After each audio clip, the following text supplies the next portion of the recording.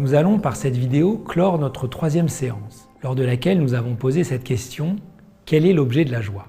Autrement dit, de quoi la joie est-elle joie? Nous avons vu que cet objet est non seulement l'être, où s'origine la vie, mais l'être tel que nous vivants le recevons. Mais alors, chacun est invité à supposer que tout vivant vit de cette réception, de sorte que l'objet de ma joie, ce n'est pas seulement d'être un réceptacle du don de l'être, mais de me savoir un parmi tant d'autres. L'objet de ma joie, c'est de n'en être pas le seul dépositaire. À Antonio Atares Olivan, anarchiste espagnol fait prisonnier par la France, Simone Weil offrait le plus beau cadeau qui soit. Non pas telle ou telle chose, des cigarettes ou des bonbons, vite consumés ou vite consommés, mais une manière de se rapporter aux êtres et aux choses qui justement préserve ceci de notre emprise. Elle lui offrait de se réjouir de l'existence des choses belles et bonnes, quand bien même nous serions actuellement privés de leur jouissance. Chère amie, lui écrit-elle, tandis qu'elle était elle-même contrainte de fuir la France occupée.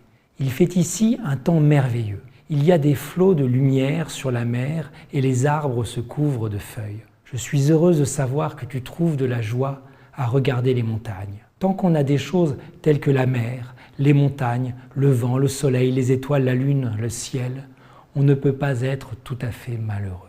Et même si on était privé de tout cela et mis dans un cachot, savoir que toutes ces choses existent, qu'elles sont belles, que d'autres en jouissent librement, doit toujours être une consolation. La joie n'est pas jalouse d'elle-même. On n'a pas sa petite joie comme on a son petit plaisir, ce plaisir rien qu'à soi dont on espère que personne ne viendra le troubler. Si, comme on l'a vu dans la précédente vidéo, la joie scintille en tout être pourvu seulement qu'il se reçoive de l'être, alors la joie, toute personnelle qu'elle est, toute singulière, se sait donner à tous. Et même, elle se renforce par ce savoir. La joie a en effet ceci d'intéressant qu'elle peut être partagée sans être divisée. Mieux, elle naît parfois de la savoir acquise par un autre être que soi.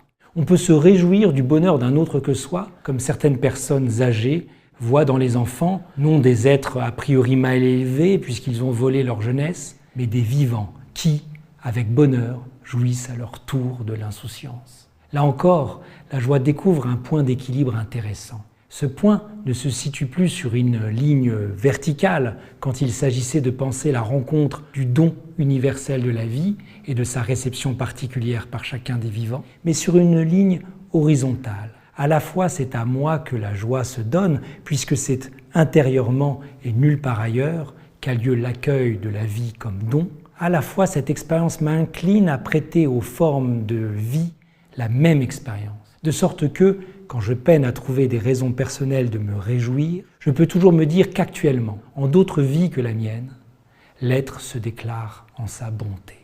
En même temps, nul ne peut, à part moi, éprouver de la gratitude pour le jour qui se lève. La joie, pas plus que la responsabilité morale, ne peut être transférée à un tiers. Ma vie telle que je l'ai, moi seul peux l'aimer. En même temps, cette joie qui ne se dit et ne se vit qu'en première personne n'est pas une joie dont je serai propriétaire, puisqu'elle augmente à mesure que je sais que les autres en ont leur part. Nous avons même dit qu'elle peut naître de cette occasion. Il suffit d'écouter la profondeur d'une phrase telle que « je suis content pour toi ». D'ailleurs, cette mer et ses étoiles, dont l'existence me comble puisque, si je n'en goûte actuellement la présence, je sais que d'autres le feront. Ce plaisir pris à celui d'autrui est sans doute le meilleur moyen de soustraire la joie au coup du sort et de la fortune. Si je suis capable de me réjouir pour autrui, qui pourra m'ôter ma joie?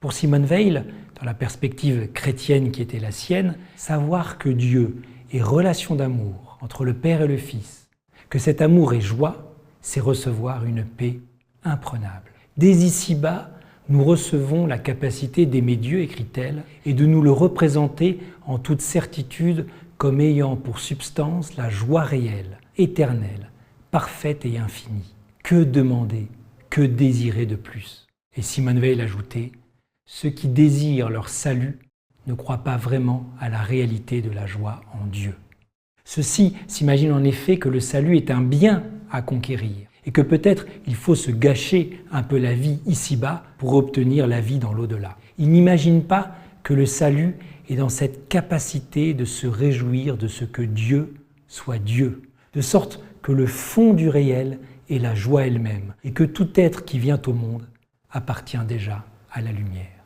Le salut commence toujours aujourd'hui, dans l'accueil confiant du jour qui se lève. Le salut est simple comme bonjour. C'est par ce mot salut que je vous renvoie à notre prochaine séance, lors de laquelle, après avoir vu quelle est la nature de la joie et quel est son objet, nous examinerons si cette joie peut faire l'objet d'une décision, d'un acte volontaire, ou bien si elle n'est que pure grâce, qu'un insaisissable événement.